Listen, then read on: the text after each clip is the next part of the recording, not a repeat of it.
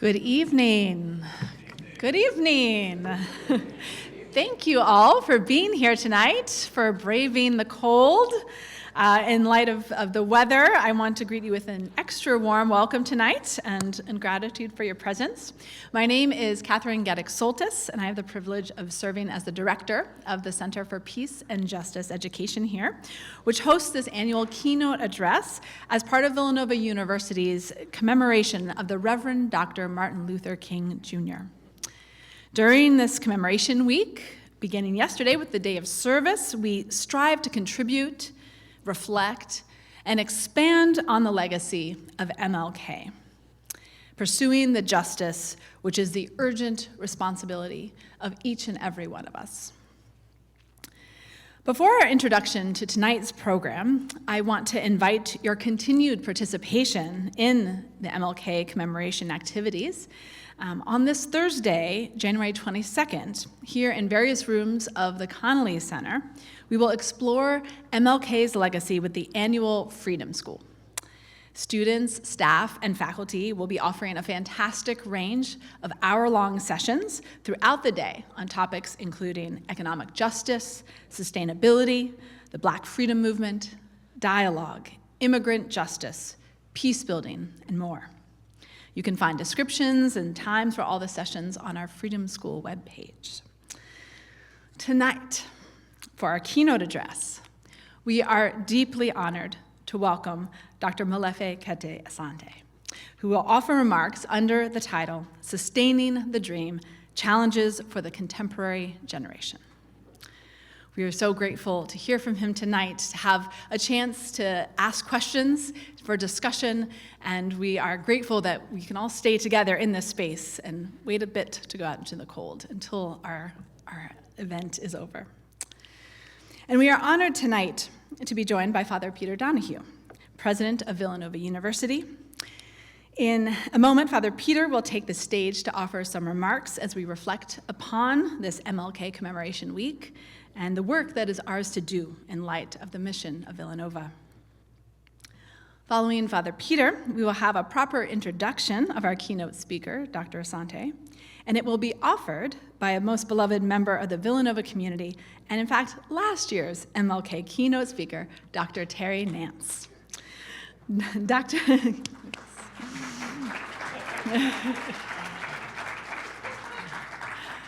Dr. Nance retired at the end of 2023 after serving 42 incredible years at Villanova, most recently as Vice President for Diversity, Equity, and Inclusion and Chief Diversity Officer. A professor of communication, Dr. Nance's legacy is impossible to miss on this campus. As teacher, researcher, advocate, innovator, and leader, she has tirelessly championed the voices we need to hear and the vision of community that we are striving to become. I want to express thanks tonight to many offices, programs, and people that joined with the Center for Peace and Justice Education to make this week's commemoration activities possible. I thank my incredible colleagues in Peace and Justice, particularly Rose Hollandes, Katie Linehan, and Ray Ward. Rose has been an excellent chair of the university's MLK Commemoration Committee, and I want to also thank each and every member of that committee for their wisdom and energy. Additionally, my thanks go to our wonderful collaborators across the university, the offices of Belonging and Inclusion, Student Life, Mission and Ministry, Unitas, Office of Community Enrichment, the Office of the President, Waterhouse Family Institute for the Study of Communication and Society, the Villanova School of Business Unitas, Office of Community Engagement, the Ann Welsh McNulty Institute for Women's Leadership, the Ethics Program, Center for Political Theology, Gender and Women's Studies Program, and the Department of Political Science. And so, with all this gratitude, I now thank you for being here and invite Father Peter up to address you all. Thank you.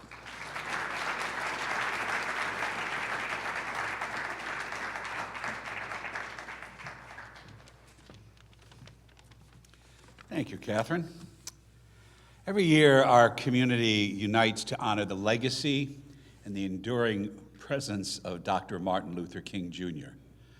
This annual celebration, marked by service, fellowship, and dialogue, is a wonderful way for us to usher in the spring semester and align the efforts towards realizing Dr. King's vision of a beloved community.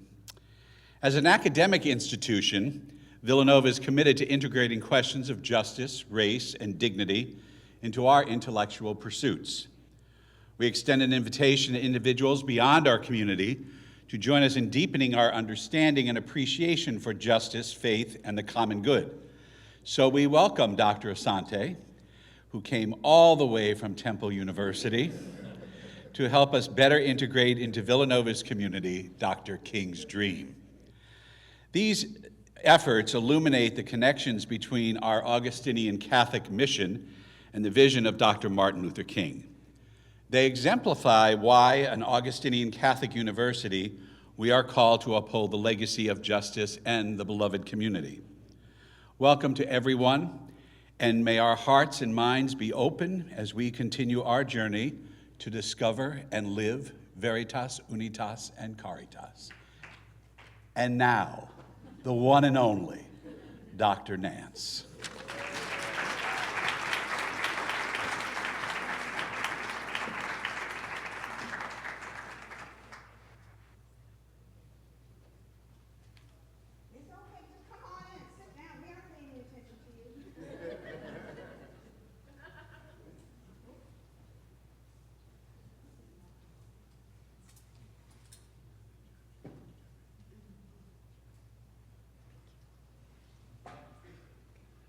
Good evening and welcome to the annual Martin Luther King Jr. lecture here at Villanova University. And I have to say my name is Terry Nance, as you probably heard. And I'm not the speaker, so I'm going to keep this short, I promise. For those of you new to the lecture series, the Martin Luther King Speakers Committee works hard to find just the right speaker for this important day.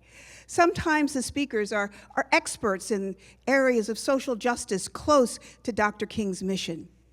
Sometimes the speakers are young scholars with fresh viewpoints that lend contemporary insights and new directions for those of us still walking the path of the beloved community.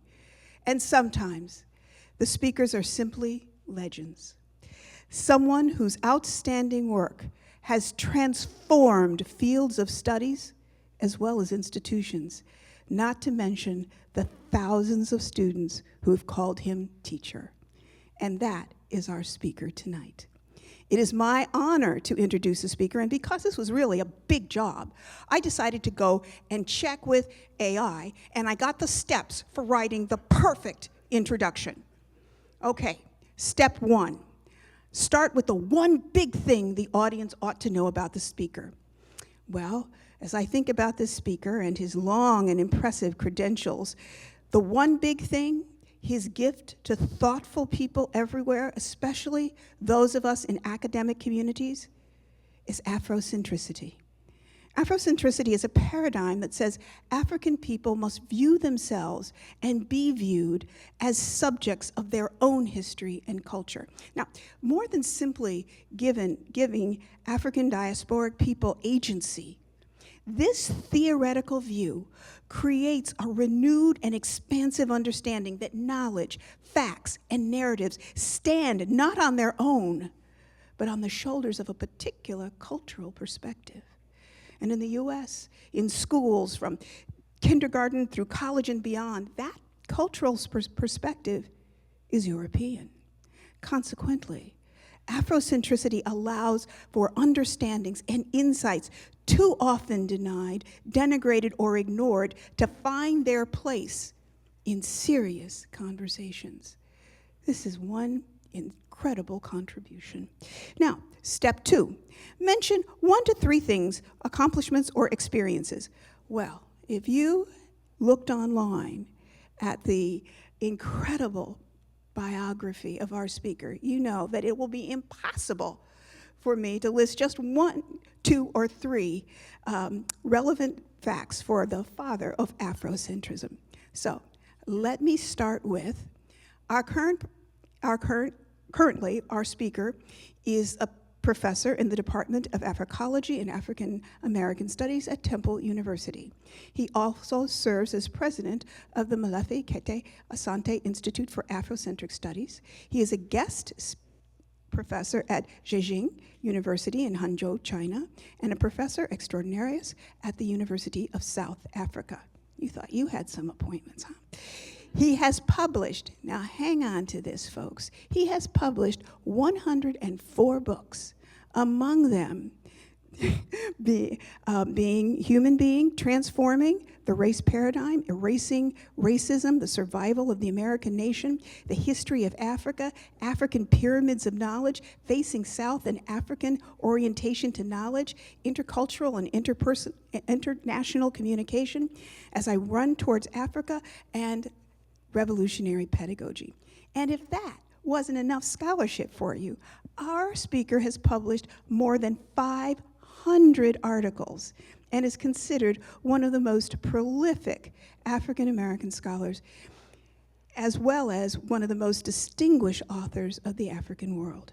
His works on African language, multiculturalism, human culture, and philosophy have been cited and reviewed by journals such as Afrological Perspectives, Quarterly Journal of Speech, Journal of Black Studies, Journal of Communication, the American Scholar, Daedalus, Western Journal of Black Studies, and the International Journal of Pan-African Thought. Now, the Utne Reader has called him one of the 100 leading thinkers in America. He's been acknowledged as one of the 10 most widely cited African American scholars, and he has been recognized as one of the most influential leaders in the field of education. Our speaker began his higher education journey at Southwestern Christian and Oklahoma Christian colleges, completed his MA at Pepperdine and his PhD at the University of California, Los Angeles. And at the age of 26, he completed his PhD, and was appointed a full professor at the age of 30 at the State University of New York at Buffalo. And in that time, he also managed to become the founding editor of the Journal of Black Studies. Published my first article there. At Temple University, he created the first PhD program in African American Studies in 1988. Now, for the faculty in the room, get ready for this. He has directed more than 140 PhD dissertations in the fields of communication, Africology, and African American Studies. Now, I could list his awards and honors, but we do want to hear from him tonight.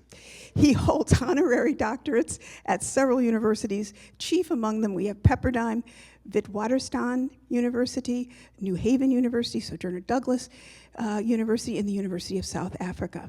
He was born in Georgia, one of 16 children, is married to Anna Yaninga, and has 3 children, Mario, Eka, and MK Jr., who, interestingly, was a speaker here at this very series. Our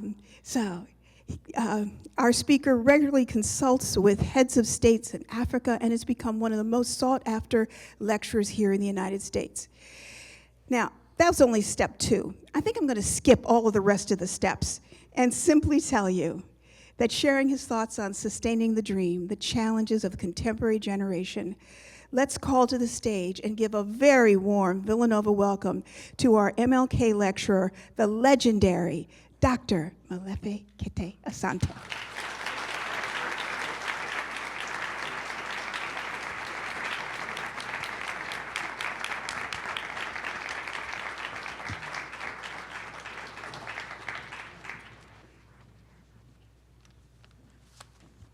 Wow, I can see why you had her here for 44 years. She's an incredible person, and I want to thank you so very much, Dr. Nance, for that introduction.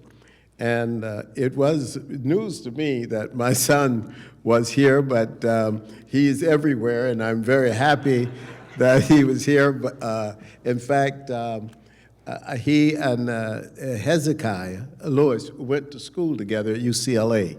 And I think maybe that was his connection. I'm like, what's his connection to Villanova? You know, but it was Hezekiah. But at any rate, I want to say to President Father Peter and to Dr. Soltis and the Center for Peace and Justice Education, to the faculty, to the students who are here, to all of you who are engaged in this wonderful program tonight, that I first always like to acknowledge the people, the Lenape people, in a land acknowledgement, because we live on the land that they lived on for thousands of years. So we recognize and we give an acknowledgement to the Lenape people. Let me also say that I'm honored by the invitation to give this conversation, this talk on Martin Luther King Jr. I was fortunate as a young person to be in his presence on 2 occasions, and I will talk about one of those tonight. But let me give you just a little orientation to what Dr. Nance has said. I'm a descendant of those who slept on the waves across the ocean, making that nearly 40-day journey from the continent of Africa to the Americas. I am one of those who ended up in the United States of America, actually in the belly of a society where white supremacy was the rule of the day. I am one of those people who, from the very inception of bondage in the United States, defied that system of exploitation and never acquiesced to oppression.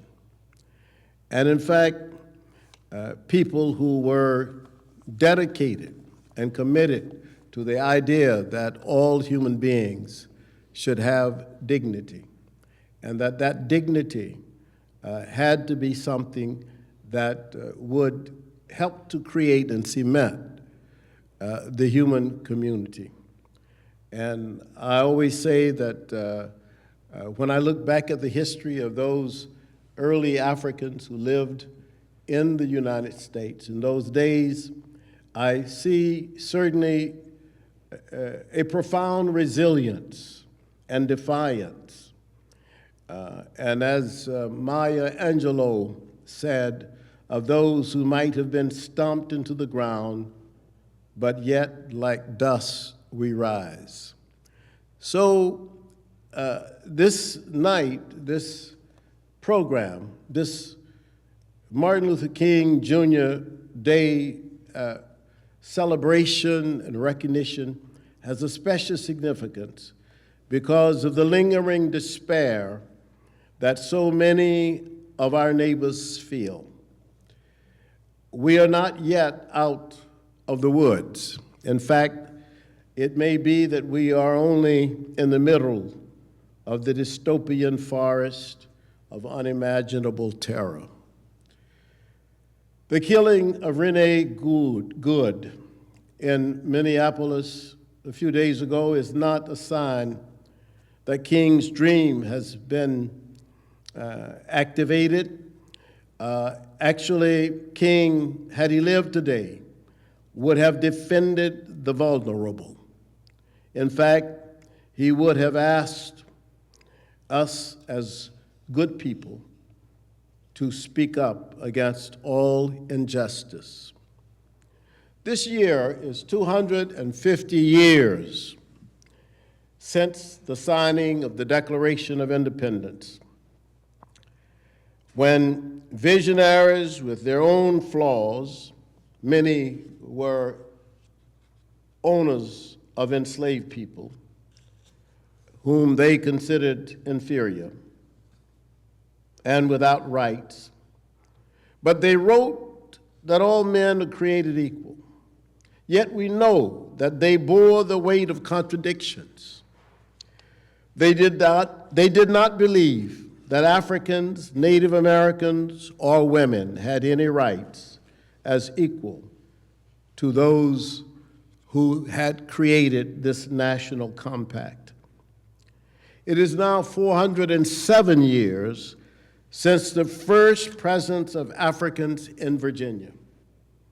Our presidents opened an entire chapter on human dignity in the book of democracy because it gave this nation a history of people who fought as much as they could and as often as they would against all forms of injustice. African Americans were enslaved longer than we have been free. We were enslaved for 246 years. 246 years we were enslaved. This year is 161 years since the end of the Civil War. So we have been free for 161 years, but we were enslaved for 246. It was interesting to me to read and study and understand that what was called the Civil War did not result in a solution to the problem of racism in the American society. It was not intended to do this, to eliminate racism, but it should have. But it would have been a revolution that would have overturned the idea that some people are superior and some people inferior. We didn't achieve that. We did not accomplish that in the Civil War. We accomplished the Union and the maintenance of the Union, but we did not accomplish the idea of destroying the notion that there were people who were superior to other people. This might have happened had there been other facts on the ground. I think that there was something that we could call now, as we look back at it, Project 1861. Project 1861. We were discussing at dinner that there were people who sometimes did not know a lot of the facts of history of this country. And I just thought that there were some things that I just ought to share with you so that we can get a good glimpse of how King came to his vision. In 1861, the 13th Amendment was actually passed, but it was not ratified. And that 13th Amendment was actually issued and initiated, actually, by Thomas Corwin, who was a legislator from Ohio. In the 13th Amendment that was passed February the 28th, 1861, the 13th Amendment claimed to protect slavery forever in the United States. That was what it intended. It was fortunately for us never ratified, but it was passed in the legislature of the United States. Slavery would be protected forever, and black people would forever be enslaved. That was initiated in the American Congress, passed by the American Congress in February of 1861. Of course, Abraham Lincoln was elected and took office on March the 4th in 1861, 1 month later, not actually a few weeks later, he takes office. When Lincoln takes office, on March the 4th, 1861. He is not committed to the idea that Africans should be enslaved forever. He was in some ways ambiguous about his position. If it meant that he could keep the Union, he would fight to keep the Union. If slavery was necessary, then he would keep it to keep the Union. But just as he was meditating on this is the critical point here. Just as he was meditating on this, in South Carolina, on April the 12th, the Southern Confederates fired on Fort Sumter. Lincoln has only been in office for a month or so. And already, because the South didn't trust that he would hold to what Corwin had initiated, they initiated the war on the Union. This is the beginning of the Civil War. Lincoln had just got to office. And you hand me this. Lincoln writes the Emancipation Proclamation in September of 1862 after the war had gone on for several months. He writes the Emancipation Proclamation, but he holds it until January of 1863. But he writes it. We have to do something. Since these southern states are rebelling, all African people who are enslaved in these states that are in rebellion against the Union, all those Africans are free. Of course, nobody was free. No southern state decided, South Carolina didn't decide that because Lincoln said that all the enslaved people in South Carolina are free, that they're free, that we're going to free them? No. So the war continued. And yet the Emancipation Proclamation had been made. However, after the war, and this is very interesting because even before that, when the war ended, the Civil War ended April the 9th, when Ulysses Grant and Robert Lee signed the end of the war in 1865. It was only, and I looked at this again and I couldn't believe it when I saw it, it was only 5 days later that Lincoln was assassinated. Civil War ends, and 5 days later he's killed. Now, what does all this mean in the context of King? After the war, the actual 13th Amendment that we now know was passed and ratified. And what did that 13th Amendment say? It said that slavery was abolished and involuntary servitude was abolished except in the case of crime. That was the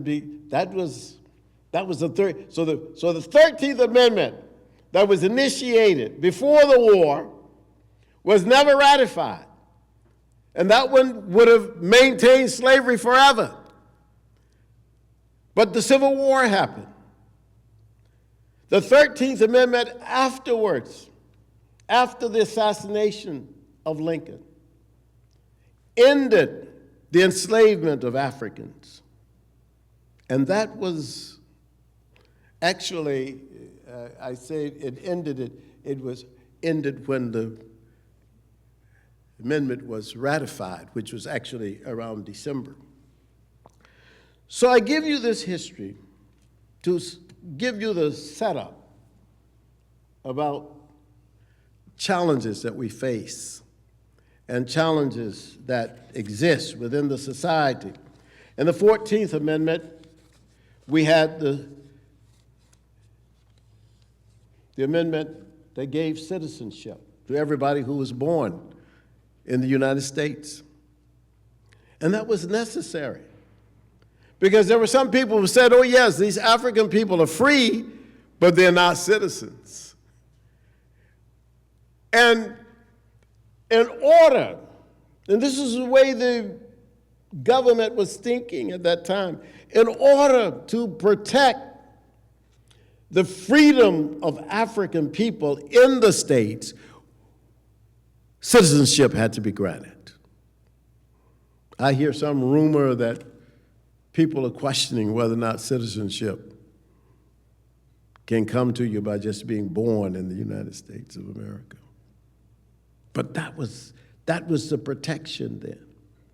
And then, of course, the 15th Amendment, which was the right to vote. Unfortunately, at that time, it was only the right of men to vote. It would be 1920 before women got the right to vote in this country. This is a story.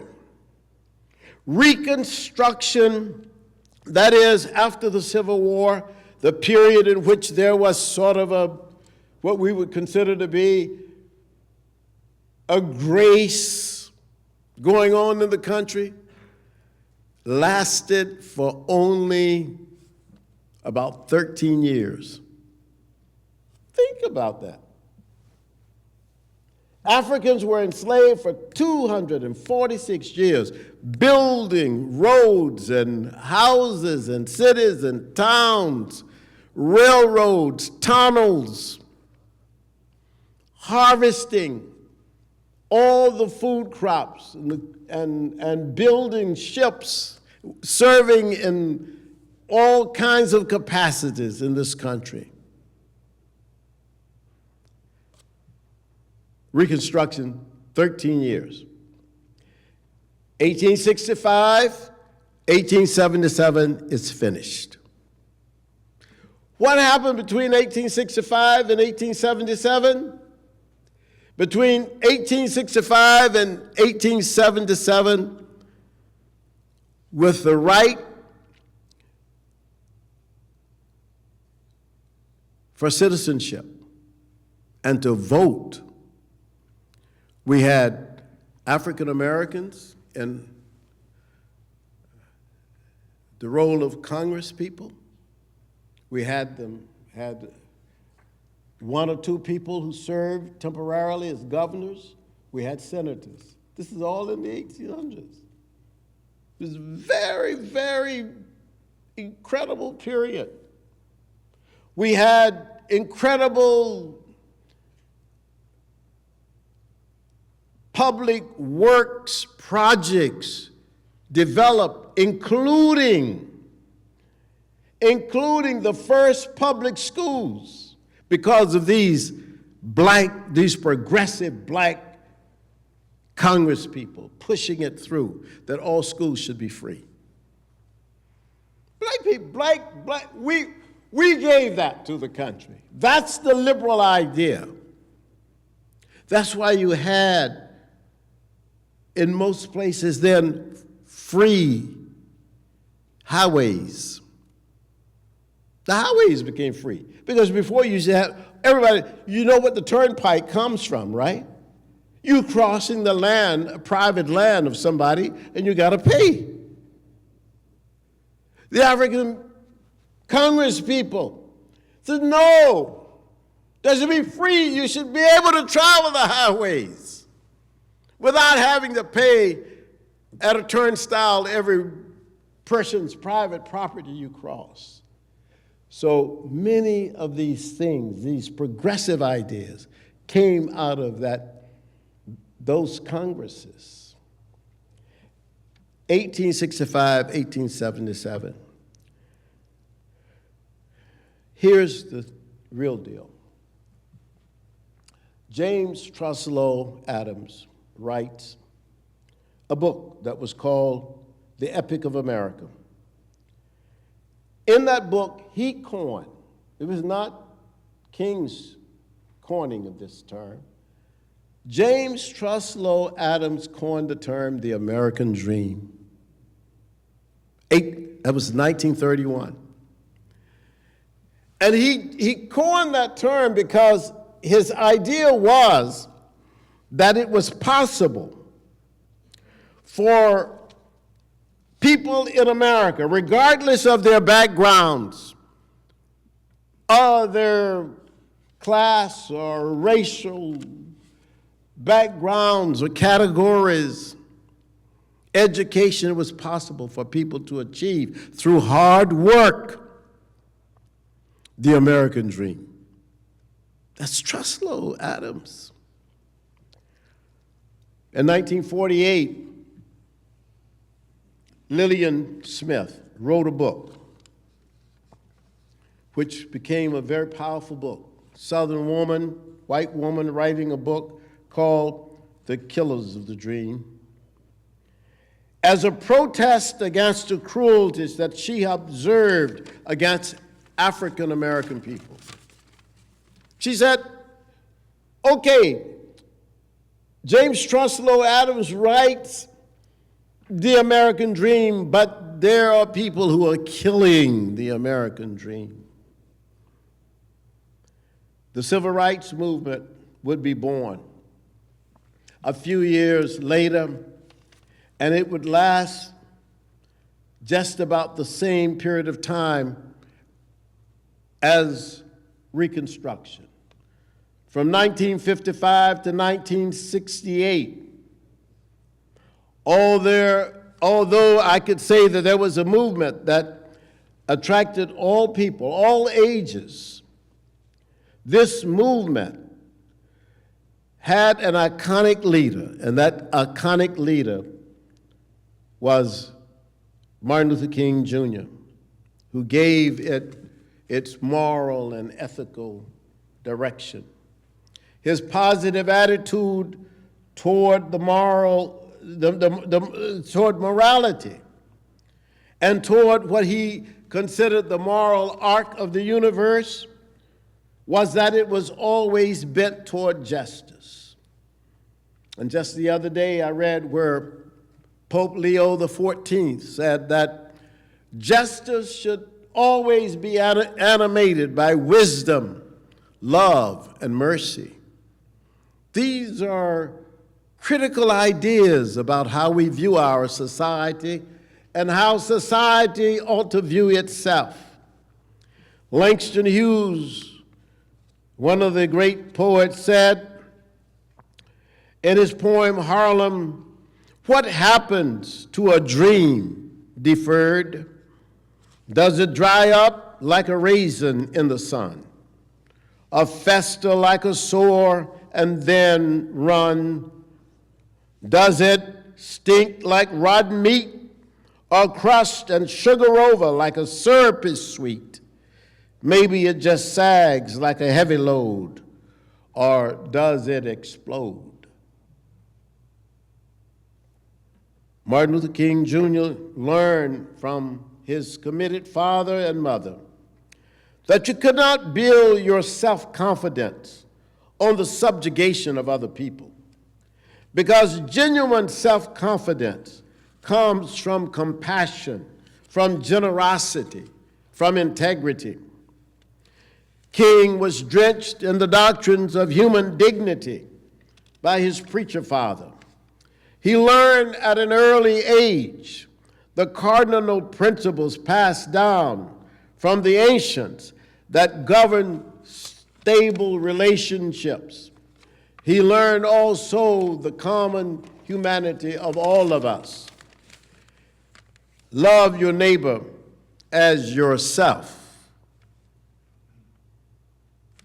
In all things, work to cause no harm. Do not overlook evil or shrink from doing justice. Respect the rights of others to disagree with you. Do unto others as you would want them to do unto you. There is a strong Christian orientation to some of these values, but they were deeply rooted in King's African tradition, whether he recognized it or not. The Zulu Declaration says, "My neighbor and I have the same origin. We have the same life experience. We are the obverse and the reverse sides of one another. We are unchanging equals. We are the faces which see themselves in each other. My neighbor's sorrow is my sorrow. My neighbor's joy is my joy."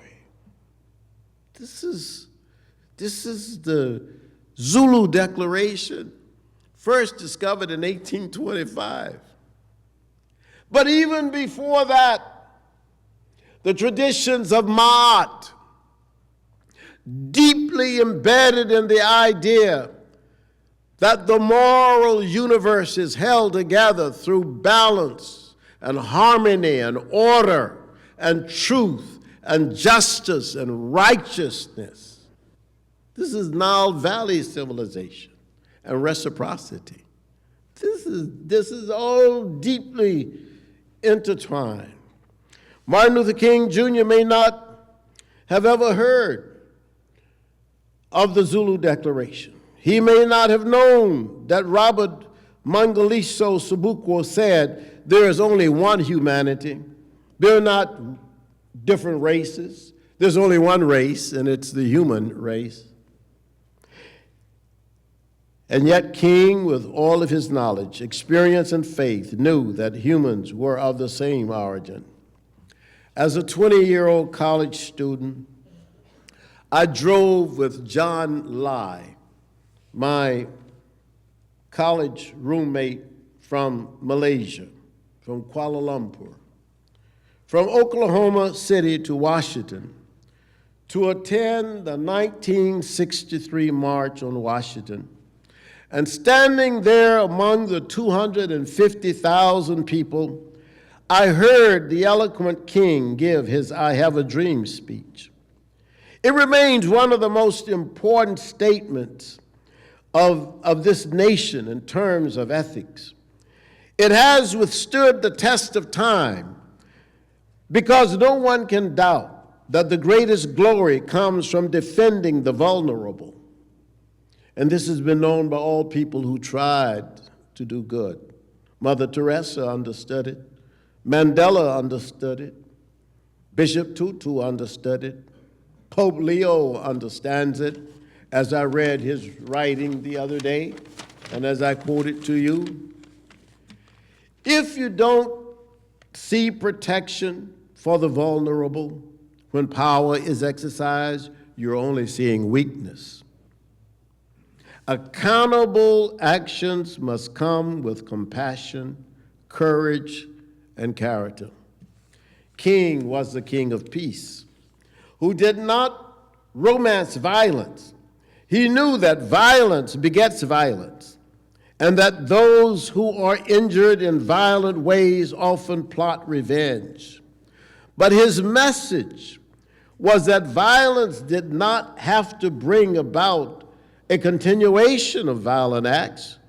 When we recognize injury, we can break the cycle by paying attention to the vulnerable. He was a dreamer with a practicable vision and an ethical outlook. We too today must be dreamers, believing in the inevitable victory of good over evil. The authentic keepers of the dream must have empathy and care for the others. King's ancient African forebears had first taught human dignity as the basis for respect. I always cite this because sometimes people don't realize that, and we do this, I'm so happy Dr. Nadav is here because she knows that we teach this at Temple, and she is a professor at Temple in this regard. What we study how African people interpreted themselves and life around them. And if you take any concept, whether it is justice or love or mercy or compassion, and you ask yourself, well, what did Africans, and it comes actually from the days that I sat in classes and I would be listening to the professors and I would say, well, what were Africans thinking? Africans had to be thinking something, and nobody seemed to know what the Africans were thinking. So I said, as one of the things that I will study, I will find out what the Africans were thinking.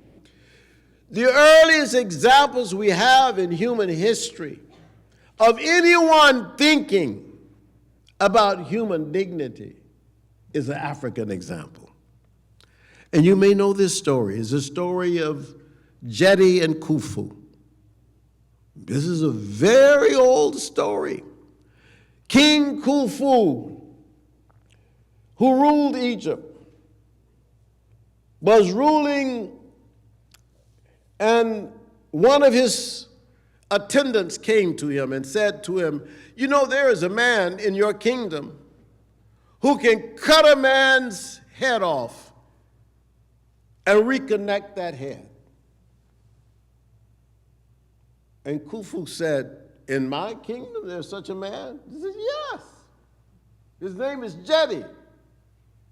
And he says, well, go bring this Jedi. I want to see this. Bring this Jedi to me. And they went and they searched this village and they found Jedi. And said, Jedi, the king wants to see you. He wants to see a demonstration. Will you come and go with me? And Jedi said, yes. And Jedi went with him to King Khufu's palace. And Khufu said, can you do this? He says, yes, I can do this. And so then Khufu, the king, says to his attendant, go bring that prisoner we have. Bring him up here. I want to see Jedi cut his head off and reattach it. So they went and they got the prisoner. They brought the prisoner up to the palace and they said, okay, Jedi, give us your demonstration. And Jedi says to the king, but my lord, even a prisoner is a human.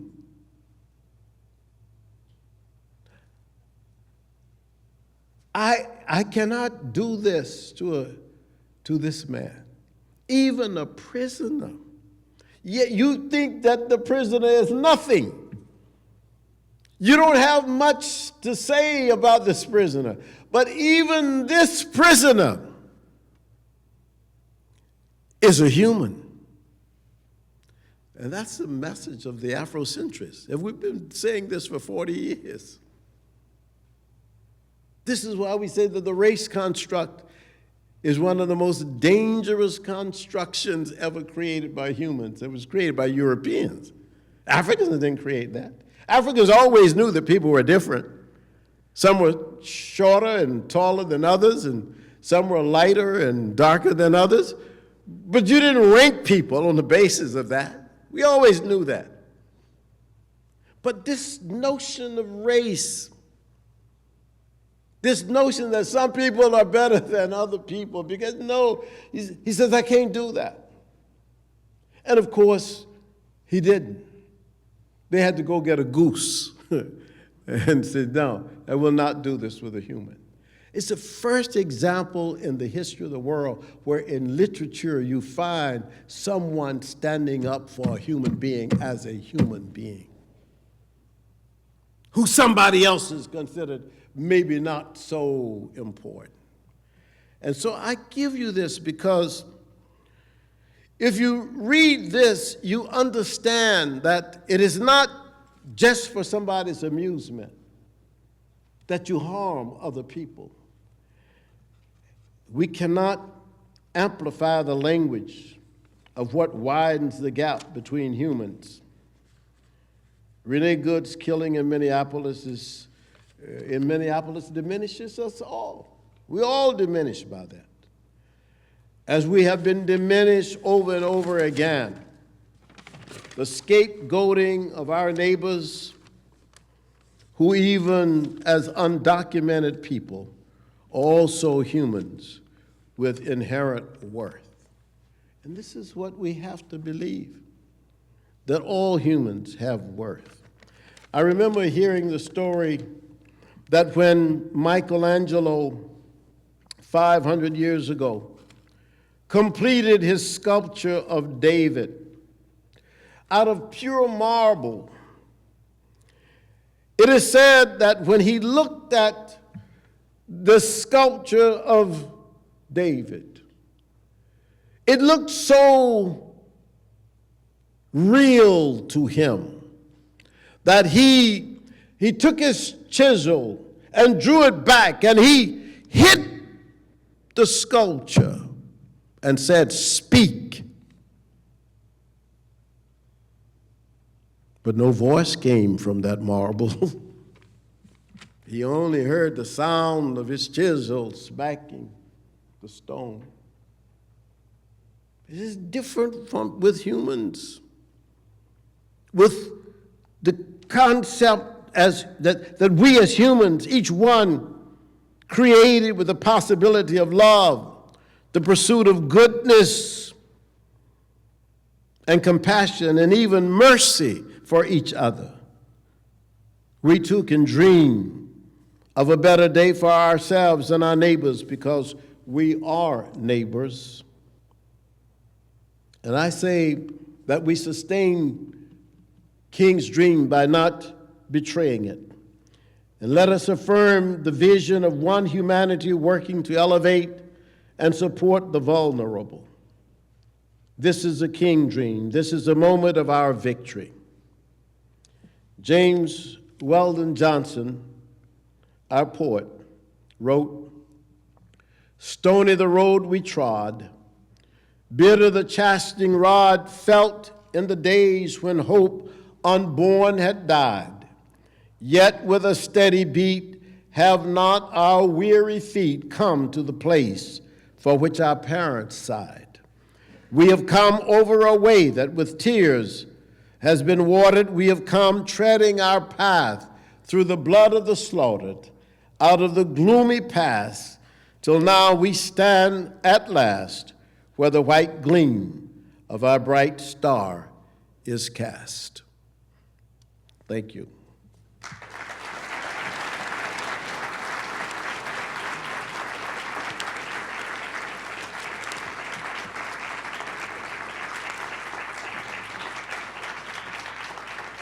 Thank you, Dr. Asante. If you're willing to take a few questions. Yes, sure. I know it's a cold night out there, and we've gathered in some warmth and hospitality. I've heard it said that the best way to extend hospitality is to break open a meal and to share it together. So we'll take a few moments here to hear your ideas, your thoughts, your questions for Dr. Asante or for the room. And we'll turn that over now to the crowd. We've got a couple people with mics, one back there, and then one up here.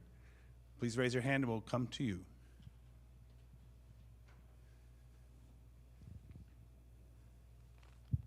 Yes, sir. Good evening. My name is Joseph. Thank you for speaking out today. It was really enjoyable hearing you speak and your story. One question I have for you is, what could education look like in sustaining this dream that over so many long years, across history, that we're meant to expand human dignity or keep human dignity in society? Thank you very much, Joseph. It's a very good question, very powerful question. It's something that I've been working on all of my life, and that's why. And I like the question because I think it's at the root of all the problems we have at least many of the problems we have in society, is a lack of knowledge and the lack of understanding about each other. There was, back in the early days, I always now have to go back into the early days because at my age, I mean, some of these things, I know that the ideas are from the olden times. But in the 60s, we had a priest in Milwaukee who was very, very popular and famous with the Black Panther Party. And one of the things that, his name was Father Gropey, and one of the things that impressed me very early on about him was that he said this, that what happened to him was that when he was working with the Black Panthers, that he said, I had to come to the position of humility, that I do not know all I need to know about these people. I'm not here just to teach them. I don't know. Who are black people? Who are you? Where did you come from? What's your history? What's your culture? What are your contributions? And that humility is at the base of all learning. I've always told people whenever I go into a society or a different place, I go with my eyes wide open to learn. I'm a teacher because I'm a good learner. And I think that in terms of education, that we have a cultural problem. And the cultural problem is basically that it's been dealt with by many people. Boaventura, Sousa Santos, who I shared a podium with in Chicago once, said that there are epistemologies of the South that have never been understood by people in the North. Earlier than that, Cheikh Anta Diop, the great Senegalese scholar, who wrote the book, The African Origin of Civilization, said that Europe had no understanding of the Southern cradle.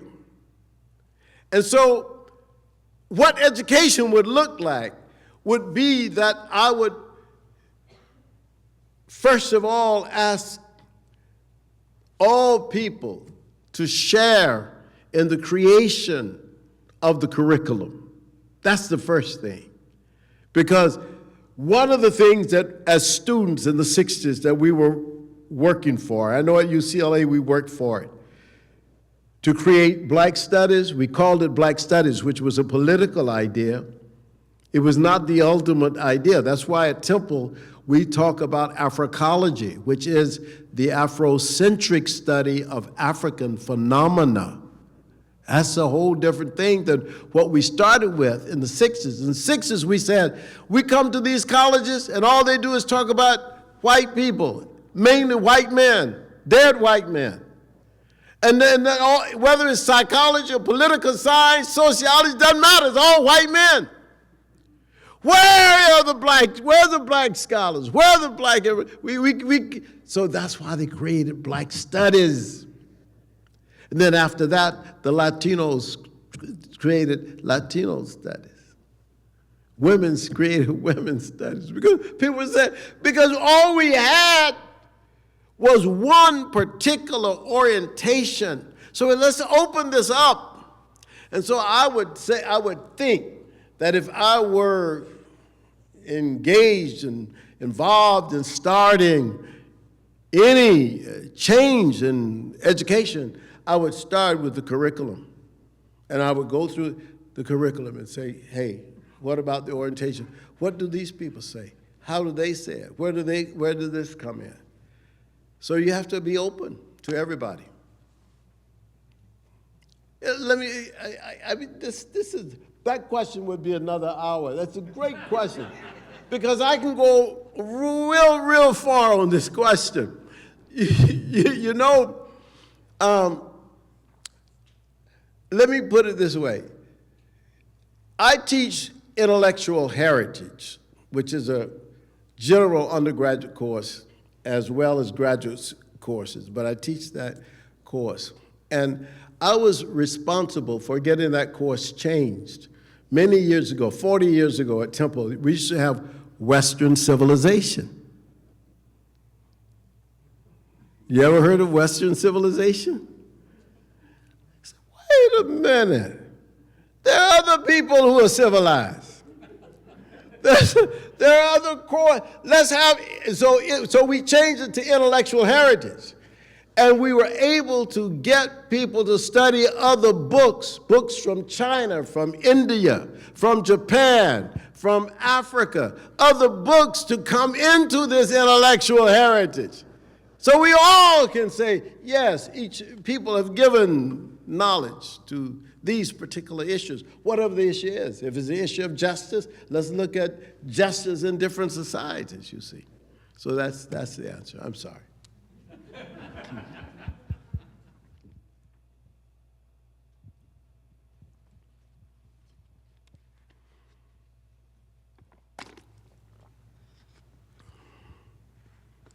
Dr. Asante, can you think of one example from the diaspora that would convince us at Villanova or at any of the predominantly white institutions that so many students fight to get into?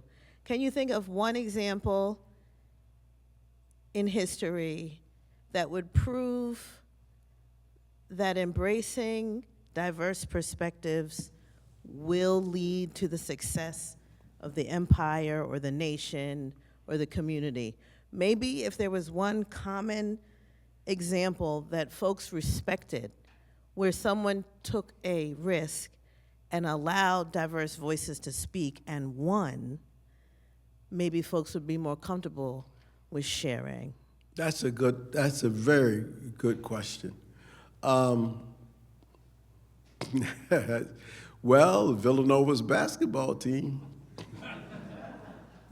I mean, you know, this is a very, you raise a good question. I don't know of any practical example of a university that has succeeded in that. I don't know any practical example where I have seen that success, because all I have been engaged in all my life is I've been engaged in institutions that are predominantly Eurocentric in their orientation. But I think that if I went to China, I would find that they are predominantly Sinocentric. And you know, I think that to have an institution, and if I went to Africa, unfortunately, in Africa, they would be Eurocentric for the most part. Most of the universities that I went to, Witwatersrand, UNISA, Cape Town, those are Eurocentric institutions in Africa. So Europe has done an incredible job of advancing the Eurocentric perspective all over the world, so that you don't even know the names of the stars that the people among the Yoruba call the stars. You don't know the names, you only know the names of the Europeans say that the stars are named. You have no idea how other people do mathematics, because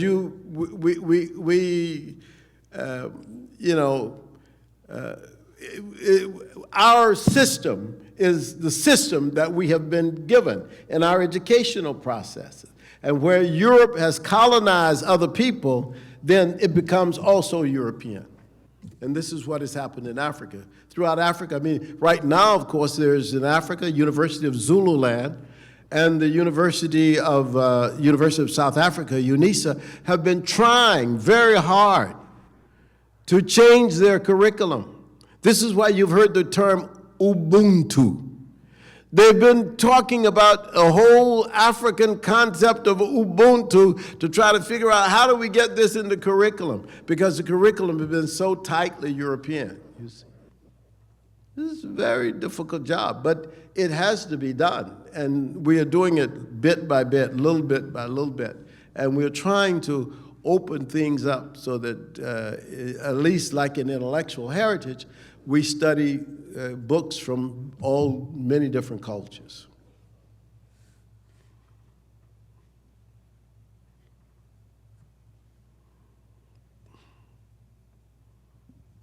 I like this side over here. This must be the leftists over here. This is the left side over here. You got 3 questions from the left. Go right ahead. Thank you so much for joining us tonight, Dr. Asante. Really Thank appreciate you. it. So I wanted to ask, I believe society demands a metric when it comes to racial progression, like a kind of are we there yet type of thing. So for example, when Obama was elected, that was the clean slate. You know, everything's fine now. You know, he's here, we're good. How will we show people what the dream will actually look like when it's realized? Okay. Is there a metric for that? Yeah, I think that's a good question. What's the metric? How do we show people what the dream will look like? I hate to do this, but I think it's necessary.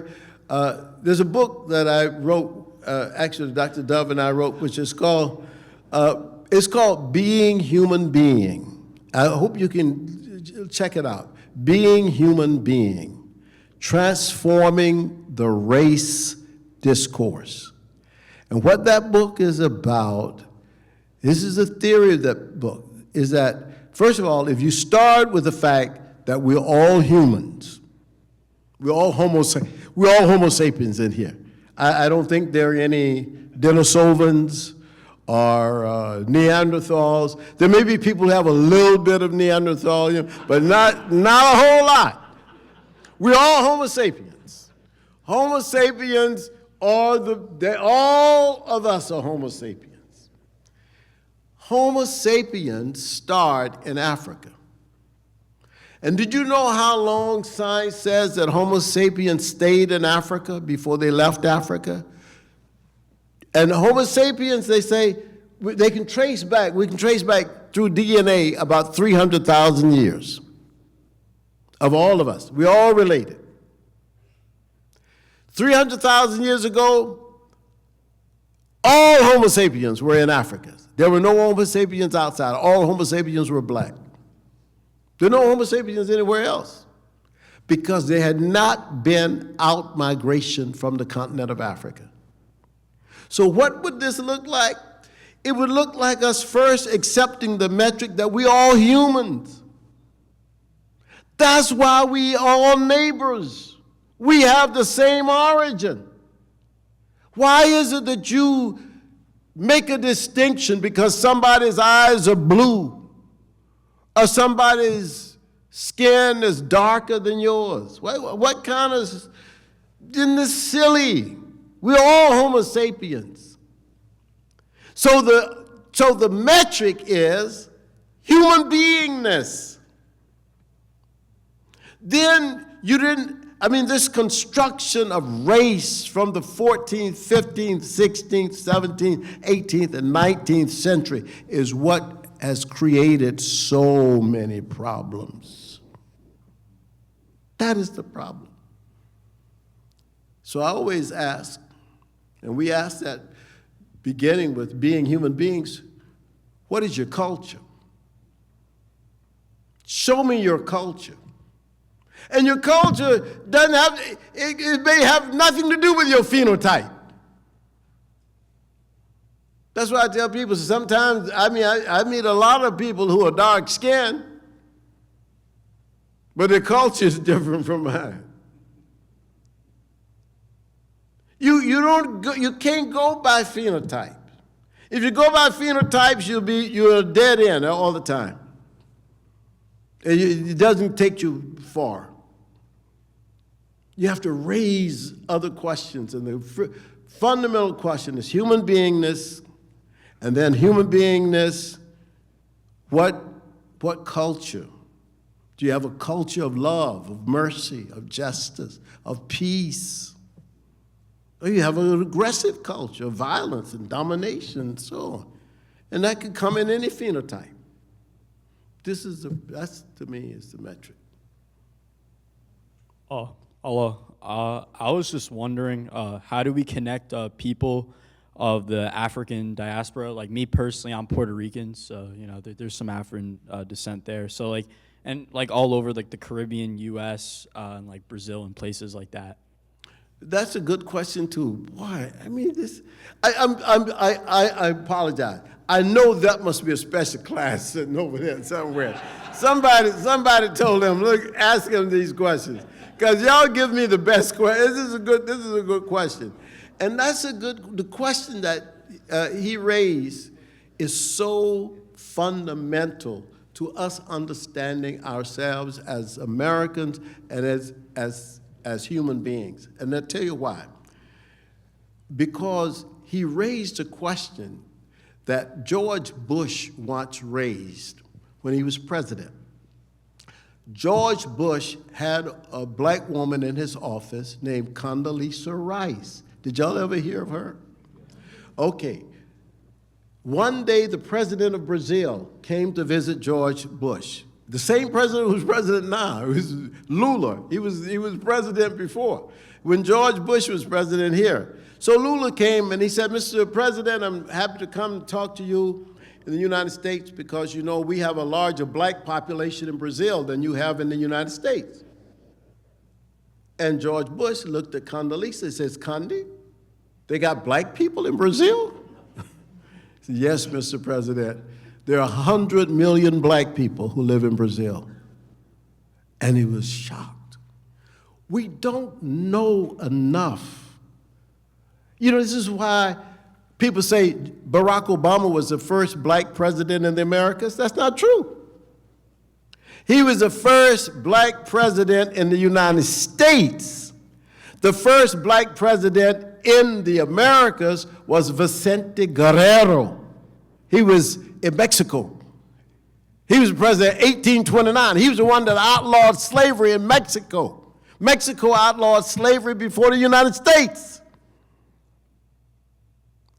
And the peopling of the Caribbean, particularly Puerto Rico and Cuba, Haiti, Jamaica, all those islands, Africans coming from Africa, brought down people, all those. So the indigenous people and the African people are fundamental.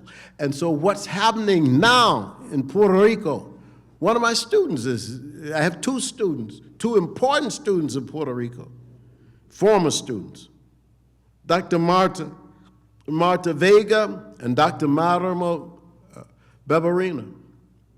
And what they're doing, they are fighting that struggle. They're fighting that struggle to say to the Puerto Ricans, do you know your origins? Because there are a lot of Puerto Ricans don't know their origins. But some people say they know them better than the Dominicans know theirs. That's another story between us Africans. We can talk about that. But it's a whole interesting situation that's going on in the world, right in front of us, right in our own country. We don't even see it. We don't understand it. And African Americans have the same ignorance about it as white Americans sometimes. Because black Americans ask us too. They got black people in Puerto Rico. They got black people in Cuba. Wait a minute.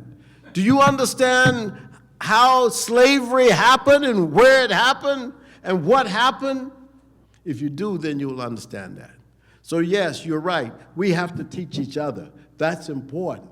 And we have to respect each other and have that love and compassion for other people. So that's it. Okay. I got a question over here. All right. Thank you. Hello. I wanted to ask, what is one thing each of us can do every day to sustain this dream? And you mentioned a lot about, we're all the same, we're all humans, but obviously it's important to celebrate our differences as well. That is a great question, and I think that's a profound question to end with. And that question is, oh, you got another question? Okay. No, because she's asking about the dream. What do we do to sustain the dream? And how do we continue this dream? We continue this dream in a couple of ways. You said one thing, but I think that there's several things that we need to do. First, we have to always speak up when we see something that is wrong. We cannot allow our voices to be silent when we see things that are wrong. We have to speak up. I